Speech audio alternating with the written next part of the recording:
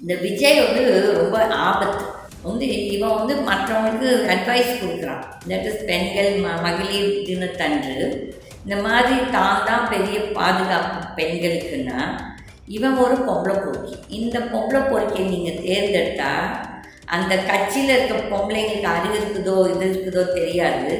But மற்ற பெண்கள் கொஞ்சம் யோசிங்க. இந்த மாதிரி ஒரு தீய சக்தியெல்லாம் நம்மளுக்கு ஒரு தலைவரோ இல்லாட்டி ஒரு சிஎம்மாக வந்தால் நாடு எப்படி குட்டி சேவரம் ஆகும்னு சொல்லி.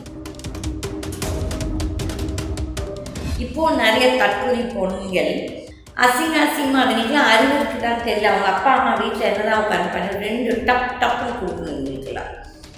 நான் அக்காவாகவும் இருக்கிறேன் உனக்கு விஜய், தங்கச்சியாகவும் இருக்கும், பொண்டாட்டியாக இருக்குன்னா அவங்களாம் வெட்கமாக இல்லாத பேசுறதுக்கு. அங்கே பொண்டாட்டியை சரியாக வச்சுக்கிறது வக்கில்லாதவன், அந்த குழந்தைங்கள சரியாக வளர்க்குறதுக்கு வக்கில்லாதவன், அந்த அண்ணன் வந்து அந்த தங்கச்சியோட பட்ட விழாக்கு போகிறான். அதோட காணொலி நான் போடுறேன். ஏன்னா மக்களுக்கெல்லாம் கொஞ்சம் உணர்வு இருக்கணும். அந்த ஜெய்ஷன் சஞ்சய் நல்ல பையனோ கெட்ட பையனோ நம்மளுக்கு தெரியாது. ஆனால் ஒரு அப்பா இதில் இடத்துலையும் ஒரு அண்ணன் இடத்துலையும் உட்காந்து அந்த தங்கச்சி போய் பட்டம் விழாவுக்கு அவன் போய் அந்த தங்கச்சிக்கு ஆறுதல் நிற்கிறான் பாருங்க, சப்போர்ட் பண்ணி.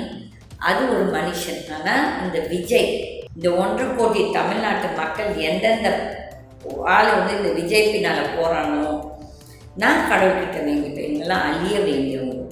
இப்போ வந்து லேட்டஸ்ட் என்ன நியூஸு, விஜயோட இதே பிஜேபி த்ரூ பவன் கல்யாண் ஒரு டீல் பேசிகிட்டு இருக்காங்க. என்னென்னா அலையன்ஸுக்கு.